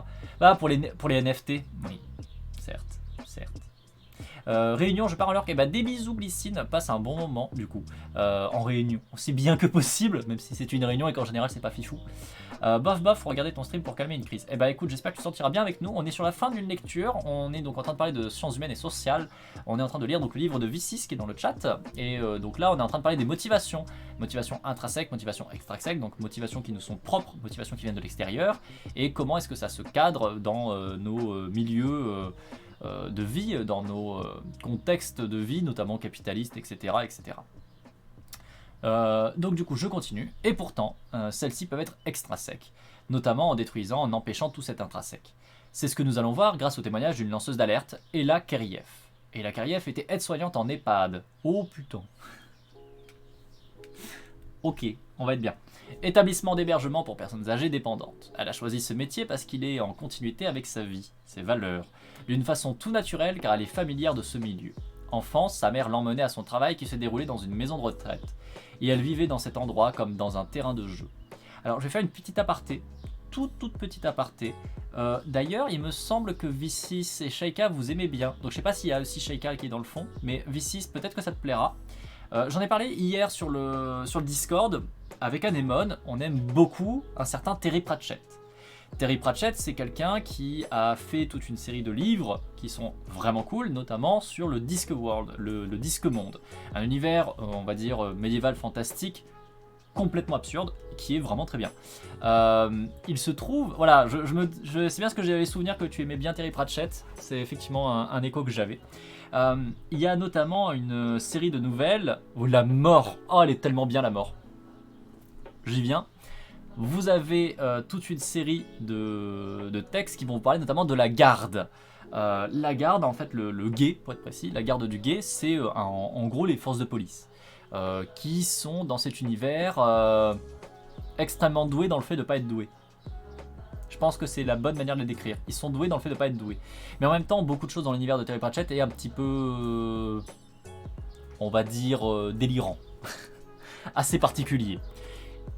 Et oui, l'adaptation du Père Porcher est trop bien. On l'a regardé il y a quoi, il y a 3-4 semaines avec Anémone encore, parce qu'on regarde assez régulièrement les adaptations, parce qu'on aime beaucoup. Donc on adore, par exemple, Going Postal. Going Postal est tellement excellent. Le Père Porcher, c'est Noël en Discworld, je crois, l'adaptation, un truc comme ça. Je sais plus le titre. Et donc, là, on est tombé hier sur une information. Il y a une adaptation récente, genre qui a 2 ans, de la nouvelle la grève, la grève pas du tout, moi ça c'est ce que je veux, la grève, le guet. Donc du coup, les forces de police qui font des trucs dans la ville de Ankh-Morpork. Et c'est une adaptation du coup de Terry Pratchett dans un cadre de... Comment dire? C'est un peu du cyberpunk. C'est particulier. Genre, l'adaptation de Terry Pratchett du Disque Monde en mode cyberpunk, je l'avais pas vu venir. Vraiment. C'était assez inattendu. C'est particulièrement bien. La mort est incroyable dedans, parce que donc la mort est une personnalité, c'est une créature, enfin c'est la mort quoi, personnifiée. Elle est incroyable, elle est blasée comme l'enfer, mais elle est incroyable. C'est juste, mais l'adaptation est trop bien. Je veux voir ça. Je t'envoie ça sur Discord. Je te mets le lien sur Discord en MP, parce que vraiment, c'est The Watch. La série c'est The Watch, et vraiment, qu'est-ce qu'elle est bien. Mais qu'est-ce qu'elle est bien cette adaptation. Elle est trop cool. Du coup, V6. Hop. Ah, j'étais peut-être pas en ami. Donc si je passe par le serveur, je dois te voir normalement quelque part. V6 Axo, ici. Ah, et tu passais connecté à ce moment-là, donc tu as disparu de la liste. Tu es ici, voilà, bonjour. Envoyer une demande d'amis. Hop, et dès que tu m'as mis en ami, je t'envoie le message, le lien, du coup. Et vraiment, elle est trop bien. Et donc, j'en viens à ce point-là, à un moment dans l'histoire, ça fait raccord avec les EHPAD, vous allez voir, c'est un peu triste, mais c'est un peu drôle. À un moment donné dans l'histoire, on apprend qu'il y a un personnage qui est poursuivi par la Guilde des Assassins. Je pense que la Guilde des Assassins, vous voyez à peu près ce qu'ils font dans la vie. Ce sont des assassins. Et en fait, la personne leur a échappé pendant des années parce que la Guilde des Assassins, il y a un endroit sur Terre qui est invisible à leurs yeux. C'est une maison de retraite. Les EHPAD sont des zones dans lesquelles les guildes des assassins ne peuvent pas aller parce qu'en fait, c'est déjà un lieu de mort et d'oubli. Et j'ai trouvé ça super violent et en même temps, c'est assez vrai. Genre, vraiment le truc horrible, la personne survit à la guilde des assassins parce qu'elle est dans un putain d'EHPAD. Et que du coup, elle est devenue invisible. Elle n'existe plus pour la guilde des assassins. Et j'avoue que j'étais là en mode... C'est un peu drôle, mais c'est un... Voilà, et ça c'est typiquement Terry Pratchett. Hein. Ça c'est le genre de truc incroyable que peut faire Terry Pratchett. C'est cette capacité phénoménale, vraiment, à pouvoir taper très juste en faisant un truc un peu absurde. Mais à taper très juste. Et vraiment, quand j'ai vu ça, j'étais là en mode... Oh là là. Oh là là. Et je trouve que c'est très vrai, du coup. Voilà, c'était la petite anecdote, parce que vraiment, ça m'a fait penser à ça. J'ai trouvé particulièrement pertinent. C'était incroyable. Bonjour Mine, j'espère que tu vas bien et que tu te portes bien. Prends des notes. Bah, si jamais vous voulez, en vrai, je peux le mettre sur le Discord. Hein. Je préfère éviter de mettre des liens comme ça, parce que c'est un site pour voir, du coup, les choses de manière très pas légale. Je pense que c'est le bon moyen de le dire, c'est très pas légal. Donc c'est pour ça que j'ai tendance à plutôt passer en lien direct. Si vous voulez le lien, vous m'envoyez un bip bip, vous m'envoyez un message et je vous donnerai le lien pour le site de streaming. Parce qu'en vrai, elle est vraiment trop cool. En même temps, le monde capitaliste est profondément absurde, alors normal que ça fasse sens, hein. Ouais. Ça va et par ici, bah ça va plutôt bien, on est en train de faire la lecture de En toute puissance de V6, et là on parlait de Terry Pratchett et d'une adaptation du coup de l'univers de Terry Pratchett que j'ai absolument pas vu venir, qui est du coup l'adaptation du Disque Monde en mode cyberpunk. Je l'avais pas vu venir. Et vraiment, il y a tellement de situations qui sont incroyables. Le tout début du premier épisode, bah du coup tu as le personnage que tu vas suivre, qui est mort. Voilà, c'est le premier personnage, littéralement les 5 premières secondes, c'est bonjour, tu es le personnage principal, tu es mort. Et du coup tu as la mort qui est là en mode blasé, et c'est The Watch. Pareil James, si tu veux, je t'envoie ça. Je t'envoie ça en MP. Tu es là, Calamity, James, hop. Et du coup tu as la mort qui est complètement blasée et qui dit bon bah t'es mort et tout, etc. Et il commence à papoter et la mort est entourée de néons dans une dimension noire Et c'est juste trop classe. Enfin, il y a tellement plein de trucs qui sont bien. Vous êtes sur Discord? Envoyez-moi un bip bip sur Discord. Tu sais que là tu me rends très triste, Mine.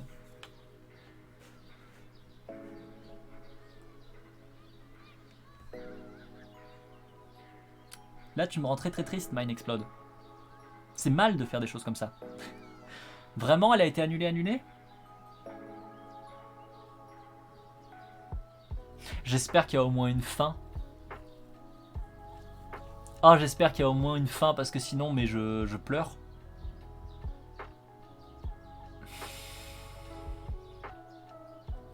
Oh là là.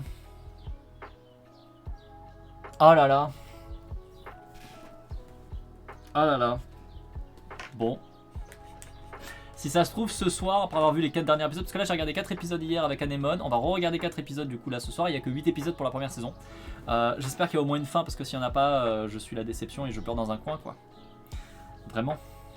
Vraiment beaucoup. Parce qu'elle est bien, elle est vraiment bien. Vraiment, elle est cool. Elle est vraiment très cool. Elle est vraiment très cool. Mais du coup, ouais, n'hésitez pas à m'envoyer un petit bip sur le Discord. Je vous enverrai ça en privé. Parce qu'encore une fois, j'essaie d'éviter de mettre les liens comme ça sur les serveurs en public. Mais du coup, n'hésitez pas, je vous enverrai tout ça. Je reprends un peu la lecture. Non, c'est pas sur Prime. Non, c'est sur un site pirate. En l'occurrence. C'est pour ça que je dis je mets pas... J'envoie pas de lien comme ça sur le serveur Discord de la commu parce que c'est pas très légal. Tout simplement. Bref, je refocus. Donc sur les pads.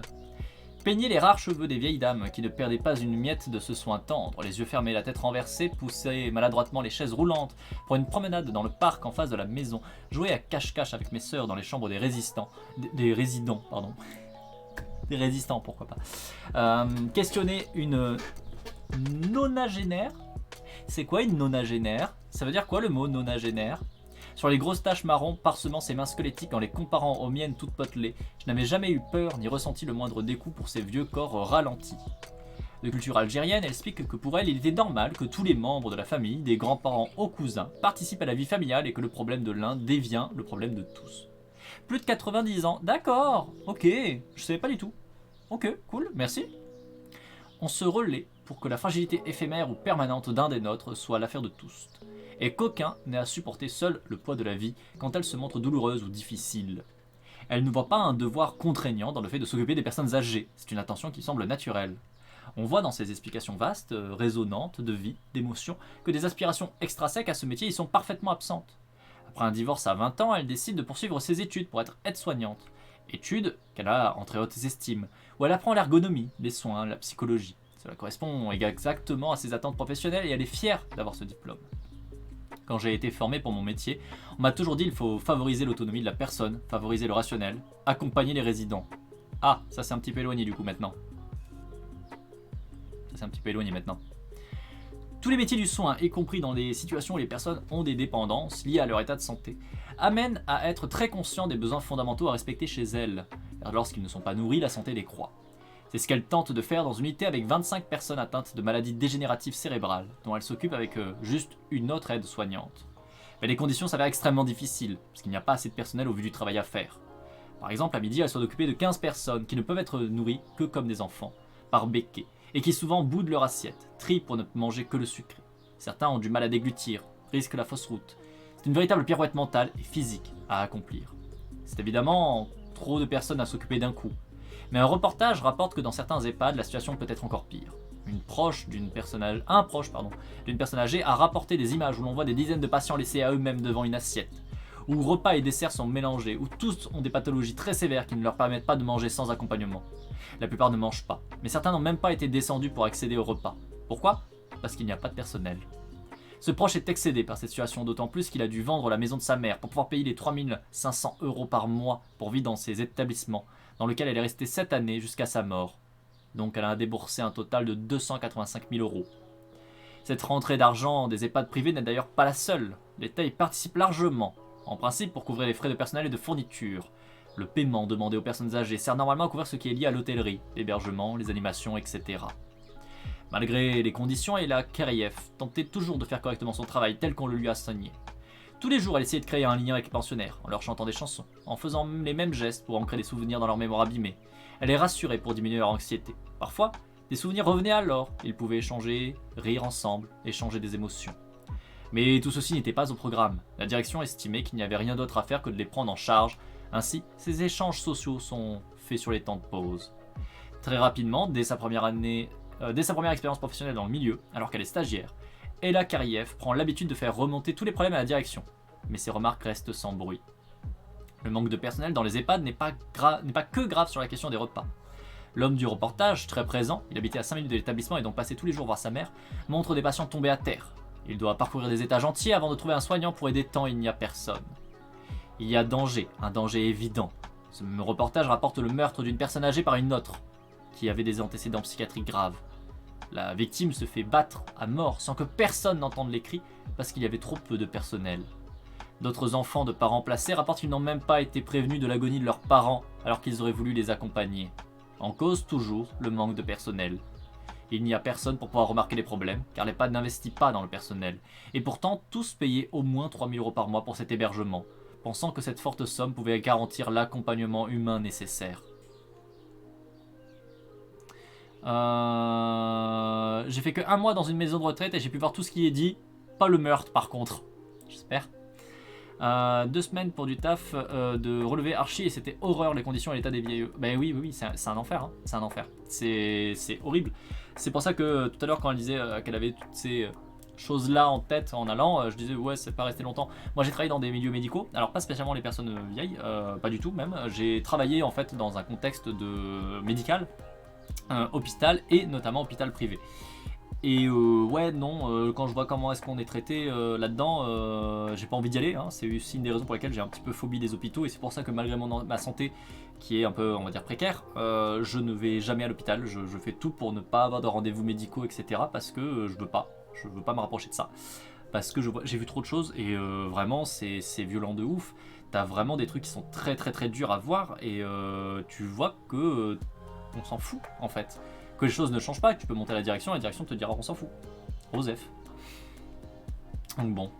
Ce manque de personnel face à un travail énorme à réaliser amène donc à opter pour des façons d'œuvrer qui sont d'autant d'économies de temps qui vont plus rapidement fait. Non pas parce que les personnes manquent d'empathie, mais parce que face au rush constant, cela devient la seule façon de gérer ce qu'il y a à gérer. Ella Kariev rapporte comment cette extinction des émotions s'installe. Un matin, les pensionnaires s'avèrent tous très agités. Il faudrait s'en occuper individuellement, mais c'est impossible à gérer seul. Elle téléphone au cadre de santé pour qu'un autre aide-soignante arrive, mais personne ne répond. Au même moment, un visiteur arrive en panique car il a vu une résidente de 82 ans ouvrir le balcon et s'installer avec une chaise devant la balustrade. Elle n'a pas d'autre choix que de lui confier le résident qu'elle accompagne aux toilettes pour courir aussi vite que possible voir la résidente. Elle arrive alors que celle-ci tente de grimper sur la chaise. Elle la calme, la rassure, la convainc de rentrer dans sa chambre. Assise sur le lit, elle s'écroule en pleurs. L'incident aurait pu tourner à la catastrophe. Elle se sent d'autant plus honteuse d'avoir laissé un visiteur s'occuper d'un résistant pendant quelques minutes. Elle croule sur le sentiment de responsabilité. Puis doucement, je reprends mes esprits. Je continue mon service qui ne m'a pas attendu. Une vive colère donne du ressort à mon abattement. La force de tout mener de front, comme un automate, sans attention particulière pour mes pensionnaires. C'est la méthode la plus efficace pour récupérer le temps perdu. Ne manifester aucune émotion. L'extinction des émotions face à ce débordement de travail peut se manifester différemment dans d'autres EHPAD. Une proche d'une personne âgée raconte comment l'autonomie de sa mère a été d'emblée sapée par ce mode de gestion. Ma mère est arrivée à l'étage des personnes ayant une maladie dégénérative cognitive. La règle fut de lui faire porter des couches. Mais pourquoi ? À cette étape de sa maladie, elle était encore parfaitement capable d'aller aux toilettes seule. J'ai argumenté, il n'y a rien eu à faire. C'était pour son confort.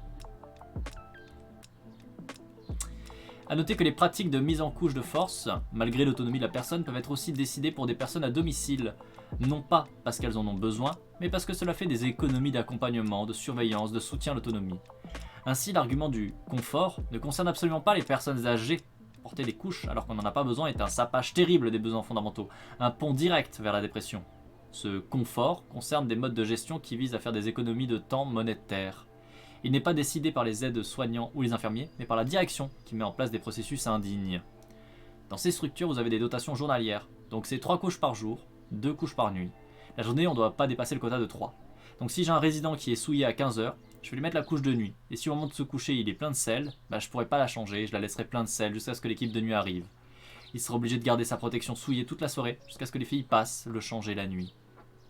Tout est rationalisé jusqu'à l'inhumanité.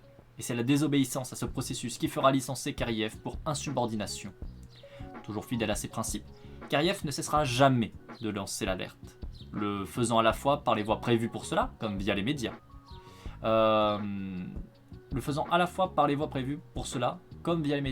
Les médias, je sais pas si c'est vraiment considéré comme une voie prévue pour cela, mais d'accord. Quand le service est terminé, elle doit remplir des transmissions, le suivi du patient, le suivi du travail fait. Elle y ajoute aussi la responsabilité de la direction au fait de créer des conditions dangereuses. Elle y adjoint sa colère, mais toujours dans les règles. Elle écrit à la main une fiche d'événements indésirables qui signale les problèmes organisationnels. On fait une photocopie de secours. Elle envoie cette fiche également à l'ARS, l'Agence régionale de santé, qui représente l'État et qui paye les salaires des aides-soignants, afin de les tenir au courant de la situation. C'est malheureusement très peu efficace puisqu'avant d'effectuer un contrôle sur place, l'ARS préviendra en avance l'EHPAD, leur indiquant la date de cette inspection. Le jour J, ils ont donc tout préparé pour que la situation apparaisse parfaite. Il y a une discussion aimable et rien n'a été changé. Oui, ma fille. Attendez, j'ai ma brindille qui est là. Non, repars pas. Mes brindilles. J'ai brindille qui vient et elle repart. Elle me fait un miou miou et elle repart en courant. Ah, c'est parce qu'elle a vu un insecte. Elle a vu une mouche. Vas-y, va m'arraver la mouche. Sois forte, ma fille. Tu peux le faire. T'es une grande chasseuse. Je crois en toi. Même quand t'es un peu ridicule. Promis. Parallèlement, elle se syndique. Pas tant pour dénoncer sa condition de salarié, mais davantage pour dénoncer la négligence des personnes âgées orchestrée pour que le chiffre d'affaires de ces maisons de retraite cotées en bourse augmente. Elle devient alors une cible à abattre. Son travail est continuellement surveillé. On change ses horaires brusquement. On la charge d'encore plus de travail. Il s'agit de la pousser à la faute, à bout, qu'elle démissionne d'elle-même. Les résidents ont un nombre attribué de couches en fonction de leur état, ou une des résidentes dont elle s'occupe a une infection urinaire. Avoir sa responsable hiérarchique pour avoir une couche supplémentaire. Elle refuse. Kariev insiste, exprime l'urgence de la situation, justifie, argumente, mais la responsable refuse et la menace d'une sanction. Dès le lendemain, avec 2 représentants du personnel, on lui donne un courrier qui annonce son licenciement pour faute grave, à savoir son insubordination. Je suis en panique, complètement désorienté. Jamais je n'ai pensé que cet événement d'intendance finalement assez banal signerait une rupture de mon contrat de travail. Quelque temps après, elle lance l'alerte dans les médias, avec des collègues, à visage découvert afin de démontrer la véracité de son combat, en acceptant la prise de risque, la radio, puis lors d'un reportage. Une équipe de journalistes a du mal à trouver les aides-soignants qui accepteraient de filmer leur métier. Elle décide d'accepter lors d'une vacation de nuit. Cette vacation, qui est l'équivalent d'une mission d'intérim, se déroule dans un service de 94 personnes âgées, où la nuit, il n'y a qu'elle, qui ne connaît donc pas du tout l'établissement, une autre aide-soignante et une personne chargée du ménage. Elle a à sa charge 50 personnes, dont elle doit vérifier toutes les chambres et les changer 2 fois par nuit. Elle trouve alors des personnes dans le couloir qui attendent depuis 1 heure qu'on s'occupe d'elle, dont une qui est prête à la payer pour avoir un verre d'eau. Elle en trouve une autre à terre, tombée de son lit. Elle ne sait pas depuis combien de temps. Elle culpabilise, mais comment faire avec autant de chambres d'inconnus à vérifier comment établir des priorités. Elle rentre épuisée et pleine de doutes. Peut-être étais-je manichéiste en me disant « Si je dénonce là où c'est vraiment intolérable, les autres ne m'en tiendront pas rigueur, au contraire. » Ce jugement était bien naïf, car c'est toute une institution, un symbole, la santé, le soin à la personne que j'ai dénoncé. Et si c'est cette émission qui m'a valu les foudres de cet hôpital, c'est sans doute à cause de la méthode utilisée. Profiter d'une faille structurelle pour alarmer. Personne n'aime que ses faiblesses soient montrées publiquement, en étant piégé. Mais quand le système déraille, c'est un des moyens pour lui faire entendre raison quoi qu'il en coûte. La mouche, je sais pas si elle va y passer, mais les rideaux par contre, ouais, les rideaux ils sont foutus depuis un moment déjà. Hein. Depuis, elle n'a plus d'emploi. Les boîtes d'intérim ont arrêté de l'appeler. Plus personne ne veut l'embaucher. Quant à l'affaire de son licenciement pour insubordination de la couche de trop, le reportage révèle que le groupe, Corian, a tenté de faire arrêter le contentieux en lui proposant 70 000 €. Selon Elera Kariev, il s'agissait de l'inciter à arrêter de parler à la presse. Alors je tiens à préciser d'ailleurs au passage que Corian est une structure qui est très fortement critiquable à tellement de niveaux pour énormément de choses qu'ils font au niveau des EHPAD. C'est vraiment une grosse entreprise qui est très connue et qui systématiquement fait de la merde parce que c'est une entreprise. Elle veut des thunes. La seule chose qui l'intéresse, c'est des thunes. Elle fait ses thunes sur la santé des autres, mais elle en a rien à péter que les gens ils y crèvent dedans. Elle s'en bat les reins. La seule chose qui compte, c'est est-ce qu'on a de l'argent. Et ne vous inquiétez pas, hein, le groupe Corian fait de l'argent. Ils en font même très très bien. Hein. Et vous pouvez le voir d'ailleurs parce que s'il lui propose 70 000 euros pour qu'elle la ferme, c'est qu'ils doivent bien avoir hein, de l'argent. Qu'est-ce qu'il y a ma fille? Eh ben... Décidément, tu sais pas ce que tu veux. T'as pas réussi à l'attraper? Non, en fait, c'est qu'elle veut jouer. Oh là là, elle veut jouer. Brindille a juste une envie, c'est que je joue avec elle. Attendez, je vais faire un truc pas très bien. Je vais l'attirer à moi d'une manière discutable. En vrai, d'ailleurs, plutôt avec cet écran-là, ça sera mieux. Hop. Ça va être... Ah, caméra. Caméra ne fonctionne pas. Vous êtes censé avoir une caméra qui vous capte ça. Bon, tant pis, je vais me débrouiller avec ma caméra. Attention, vous n'avez jamais vu, mais en fait, Brindille est un boulet de canon. Bonjour. Tu veux des bonbons?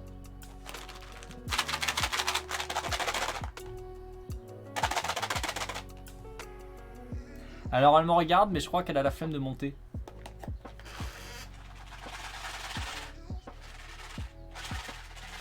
Le bruit magique, hein, n'est-ce pas? Allez? Non? On monte pas? La flemme?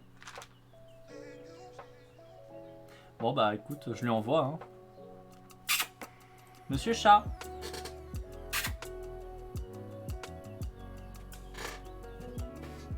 Ah mais Monsieur Chat qui me regarde depuis la chaise et qui a la flemme de bouger quoi, sans déconner, c'est pas croyable. Mes chats c'est tous des feignants. Allez, regarde, c'est là.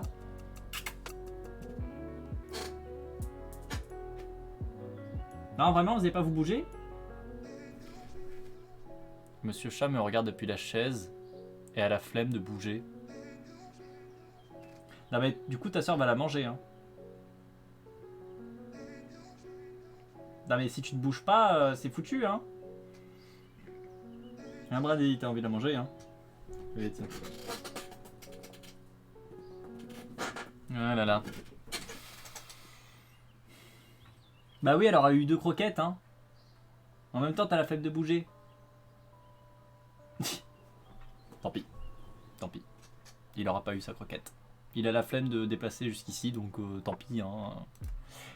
Bref, sur cette interview de chat, It's a Trap, exactement, je continue. Évidemment, je me suis senti trahi, délaissé, abandonné. Bien sûr, je me suis posé la question de savoir si j'avais pas outrepassé mon rôle discret d'aide-soignante qui ne maîtrise pas toutes les arcanes, comme un universitaire, un médecin, un ministre protégé par son savoir et son rang social. Les petites gens ont trop souvent le sentiment de ne pas être légitimes dans leur combat. Et puis, bien sûr, être en première ligne, ce n'est pas si simple, car il y a une ambivalence qui est tourmente. Se sentir utile, écouter, même admirer, mais aussi se voir critiqué, puni et relégué au rang des marginaux. Je n'imaginais pas à quel point c'était difficile. Mais, encore une fois, je ne le regrette pas. Ces EHPAD privés, notamment Corian, mais aussi Orpea, aussi, oui, effectivement, ont respectivement dégagé 90 et 163 millions de bénéfices nets en 2017, notamment grâce à des économies sur tout.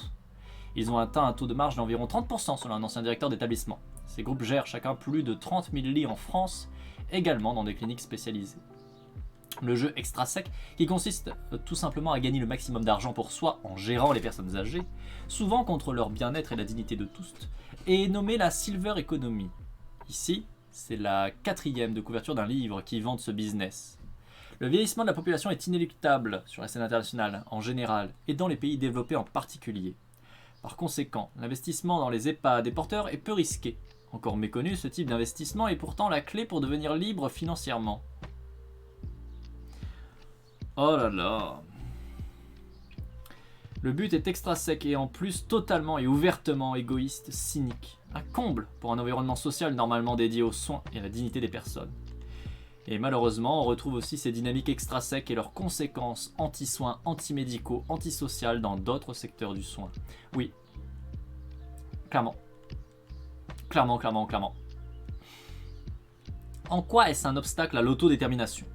L'entremêlement entre politique du profit à tout prix et destruction de tout but intrinsèque est assez limpide ici, représenté notamment par ce taux de charge, cette différence en investissement minimal et gain maximal. Les EHPAD sont perçus par ces groupes privés comme une manne lucrative pour générer du profit. Ils en viennent à n'embaucher que le minimum de personnel, à économiser sur les couches mais aussi sur la nourriture, les fournitures, etc. Parallèlement, les prix d'accès sont énormes, dépassant souvent de très loin les 2000 € par mois. Souvent, le décor assez luxueux qu'aperçoivent les proches des personnes âgées laisse à penser que de tels prix élevés, une telle apparence peuvent garantir un bon traitement, ce qui n'est pas le cas.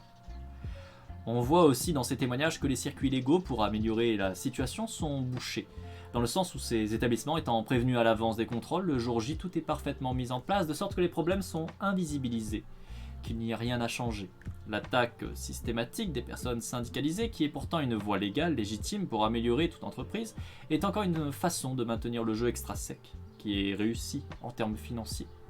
L'absence de toute hiérarchie sur le terrain, ne serait-ce que pour voir ce qui s'y passe et se refusant à partager le quotidien des aides-soignantes, est assez significatif.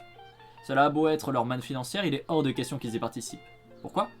On peut supposer que le spectacle serait insupportable pour leur conscience, tout le monde étant généralement doté d'un minimum d'aversion pour la souffrance. Leur jeu est d'engranger de l'argent, et ces EHPAD ne sont qu'une façon de le faire, peu importe ce qui s'y passe.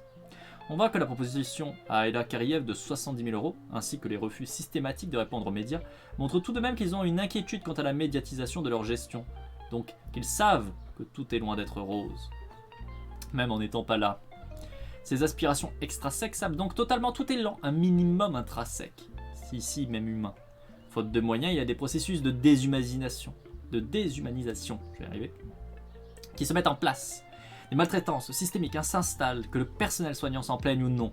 Ils sont totalement empêchés d'œuvrer tel qu'ils l'estiment nécessaire. La seule solution serait qu'il y ait plus de personnel, plus de moyens. Ils sont forcés à agir en robot, à faire au maximum en un minimum de temps. Ce qui amène à des incongruités, comme mettre des couches à des personnes qui n'en ont pas besoin, servir des repas où un plat principal et dessert sont mélangés, abandonner pendant des heures les personnes âgées dans des couloirs et des salles. De plus, je n'ai pas été du tout exhaustif concernant les maltraitances, certaines sont parfois encore bien plus insoutenables que celles-ci. Oui.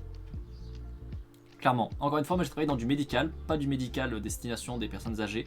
J'ai travaillé dans du médical, et notamment le médical privé particulièrement. Ça se voit aussi dans le médical public, qu'on soit d'accord, parce qu'il manque drastiquement de moyens. Et il y a aussi ce fonctionnement-là qui est présent, même s'il est moindre, il est quand même très présent. Mais en termes de privé, vraiment, j'ai vu des trucs où c'est juste, c'est pas possible. C'est pas possible. Je peux vous dire un truc qui est... Alors, trigger warning médical, trigger warning acte médical pour être précis. J'ai déjà vu une entreprise en particulier où pour faire des pour faire des économies en fait, ils réduisaient au minimum la quantité de cathéters utilisés par personne. Les cathéters, pour ceux qui ne savent pas, c'est quelque chose qu'on va brancher sur le corps pour les prises médicamenteuses, en fait, pour faire simple.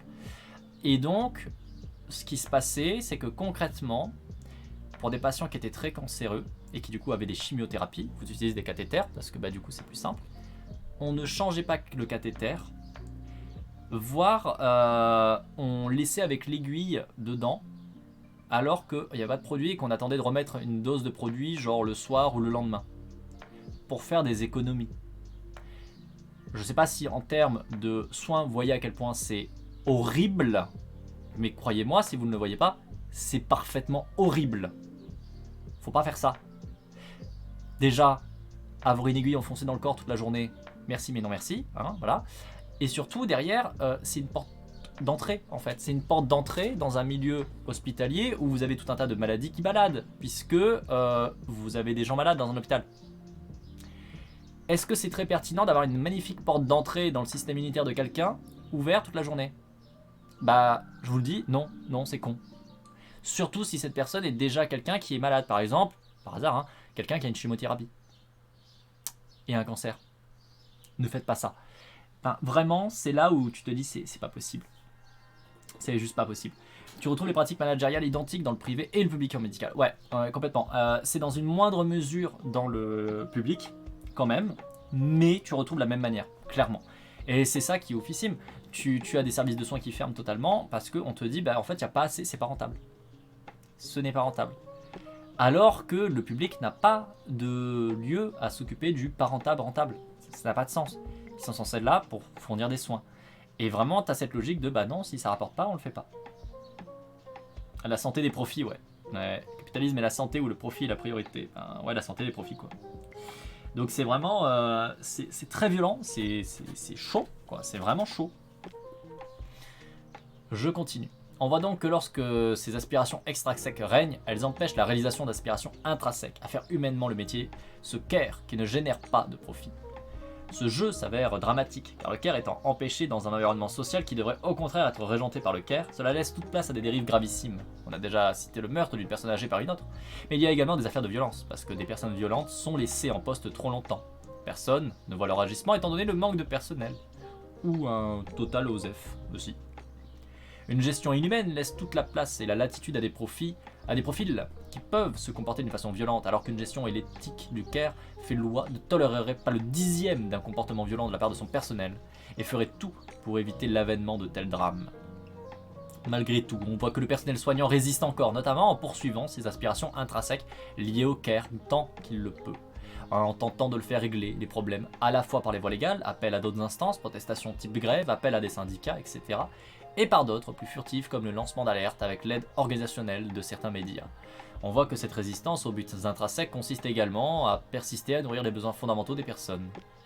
Les proches des personnes âgées ont pris des photos, des vidéos, fait appel à la justice pour certes aider leurs parents placés, mais aussi pour alerter tout le monde, pour aider les autres personnes âgées pour vaincre une injustice qui empathiquement leur a été insupportable.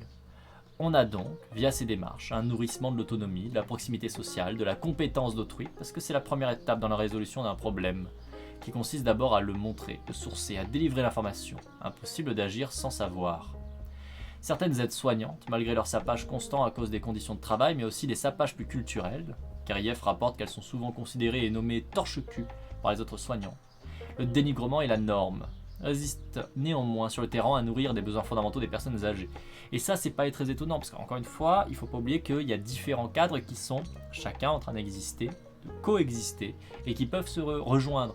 Donc là, typiquement, vous avez d'une part un cadre, qui est le cadre de l'entreprise, qui va être extrêmement structurant sur des comportements malheureusement dommageables, à plus d'un niveau.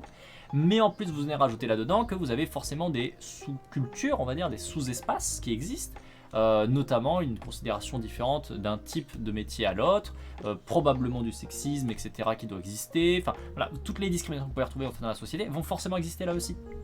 Et tout ça peuvent interagir et peuvent renforcer drastiquement les effets, malheureusement, de ce genre d'abus, clairement. Si on reprend la taxonomie que l'on a utilisée dans le chapitre BF, cible, tiers, acteur, domination autoritaire, pseudo-libre, on voit ici un stade très avancé de sapage, puisque les victimes de ce système j'ai du mal à chaque fois de le dire celui-là, extrinséquisant sont à la fois les personnes âgées, leurs proches, le personnel soignant. En conséquence, le pouvoir d'agir sont extrêmement réduits. On voit aussi un inaccès à l'environnement social par des tiers, notamment un témoignage d'un proche qui était incité à ne pas venir, soi-disant pour le bien-être de la personne âgée. Une méconnaissance de ce qui s'y passe, puisqu'il a fallu lancer l'alerte pour prévenir le reste de la société. L'environnement social est rendu très opaque. On est dans un environnement social à un stade très avancé de dérives graves, étant donné que ces aspirations extrinsèques dominent et oppressent plusieurs environnements sociaux. Nous nous sommes centrés sur l'histoire de ces EHPAD privés, afin de bien comprendre les processus déshumanisants qui peuvent découler d'aspirations extrinsèques de dominants ou égoïstes, afin de montrer que les buts intrinsèques deviennent alors des rébellions, sont considérées comme des insubordinations, alors qu'elles sont pourtant le cœur d'un métier. Mais malheureusement, ces dérives extrinsèques se retrouvent dans quantité d'autres milieux. L'extrinséquisation domine nos sociétés, ce qui veut dire aussi que parallèlement, l'intrinséquisation sincère est le moyen de lutter contre. L'extrinséquisation pose un obstacle à l'autodétermination, parce que, en termes de besoins à déficit, les besoins physiologiques des patients sont sapés, leur sécurité est aussi mise en péril. Le besoin de sécurité des proches est également sapé puisqu'ils en viennent à avoir peur pour leurs proches. Au vu du manque de personnel et du surmenage, les besoins des soignants doivent l'être aussi, car il semble impossible d'organiser des pauses dignes de ce nom dans ce contexte. L'autonomie.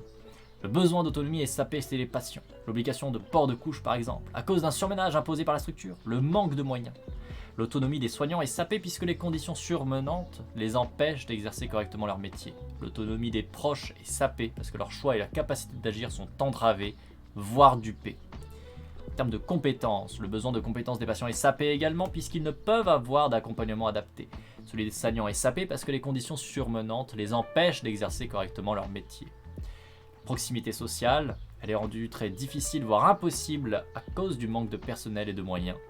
Aspiration extrinsèque, elle règne parmi ceux qui dominent l'environnement social bien que ces dominants ne soient jamais présents.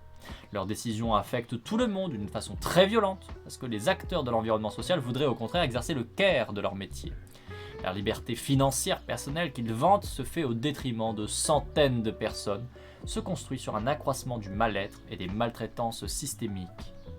L'aspiration intrinsèque, elle est présente chez certains soignants, mais est rendue impossible à cause du manque de personnel et de moyens, dû aux aspirations extrinsèques de ceux qui empochent les bénéfices monétaires de ces systèmes inhumains. L'orientation, les conditions de travail surmenantes sans moyens empêchent toute autonomie et poussent à l'orientation contrôlée ou impersonnelle. On peut repenser notamment au fait de mettre de côté les émotions. Ce que nous disait tout à l'heure le témoignage, c'est tu arrives à un moment donné où en fait tu es obligé de mettre en off ton émotionnel, tu le prends, tu le poses à côté et tu fais en automatique sans penser aux soins, sans écouter en fait tes besoins, sans écouter ton émotion, parce que c'est pas possible en fait. Tu es obligé d'être dans une orientation qui est contrôlée, impersonnelle. C'est pas possible de le faire autrement. Motivation autonome, elles ne peuvent n'être que contre ce jeu, étant donné que les mécanismes de la souffrance ne peuvent être que pleinement internalisés. On pourrait voir des phénomènes de compartimentation dangereux. Ceci dit, on arrive sur une fin de partie à peu près, et il y a le marqueur de VOD qui est tombé, donc je vais couper la VOD là-dessus. Petite fougère de YouTube, c'est fini pour cette fois-ci. Des bisous, à très bientôt. Ciao ciao ciao.